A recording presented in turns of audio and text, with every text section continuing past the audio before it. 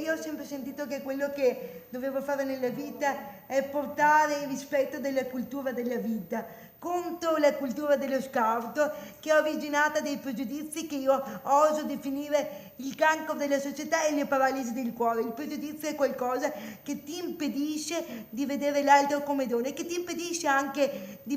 parlare in maniera corretta, in maniera costruttiva. Infatti, il mio libro, Il limite che diventa ricchezza, la mia tesi di laurea è proprio una proposta culturale nei confronti delle persone diversamente abili, che però siamo tutti, perché la disabilità non esiste, esiste la diversibilità, in quanto, siccome sono anche teologa, siamo creature immagine e somiglianza di Dio che hanno talenti e abilità diverse da sfruttare al meglio. E quindi nel mio trattato, nella mia tesi di laurea, che appunto porta il titolo del mio libro, parlo appunto di questo anche linguaggio corretto che va usato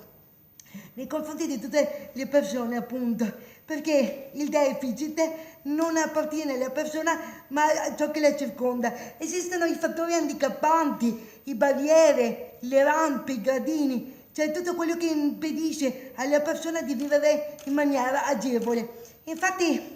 nel mio trattato, in modo scientifico, faccio anche una distinzione molto importante tra quello che è il deficit, che è la conseguenza di un incidente o a una persona, e l'handicap, tutte le difficoltà che la circondano. E poi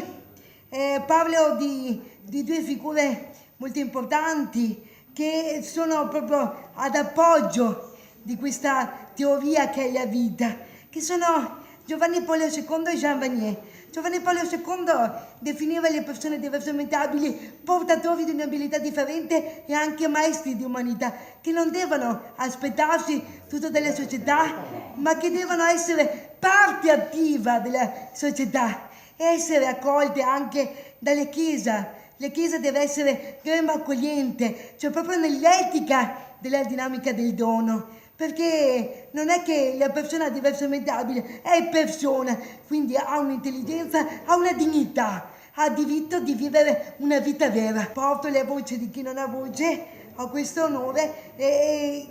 io non voglio sopravvivere, ma voglio vivere, con la V maiuscola. Una testimonianza,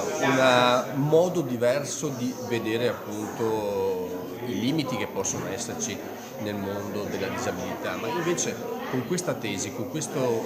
lavoro fatto da Rosita, si può capire quanta energia, quanta forza, quante possibilità tutte le persone possono dare alla nostra società, al mondo in cui viviamo, ma soprattutto ci fa capire come dobbiamo guardare queste situazioni che non hanno nulla di diverso, nulla di differente rispetto anche magari a un anziano o un bambino, a condizioni che durante la vita cambiano. Quindi un invito, specialmente in vista della giornata mondiale della disabilità del 3 di dicembre, di guardare il mondo in modo diverso. L'impegno è un impegno perché ci sia un'inclusione e un'accessibilità totale. Le persone con disabilità, ma non sono persone con disabilità perché tutti siamo disabili, io continuo a ripeterlo, hanno diritto alle stesse cose di tutte le persone, quindi se parliamo di accessibilità per quanto riguarda le nostre città, se parliamo di accessibilità per la cultura, per lo sport, e ci sono tutta una serie di iniziative che stiamo portando avanti. Una di queste appunto è quella che è stata mai citata, il PREBA. Abbiamo finanziato il Comune per la realizzazione del piano di abbattimento delle barriere architettoniche, il Comune di Rovigo con Rosita insomma ha proprio intitolato questo strumento a lei, insomma, proprio perché diventa fondamentale abbattere tutte le barriere, però io non parlerei solo di barriere fisiche, architettoniche, ma anche le barriere culturali.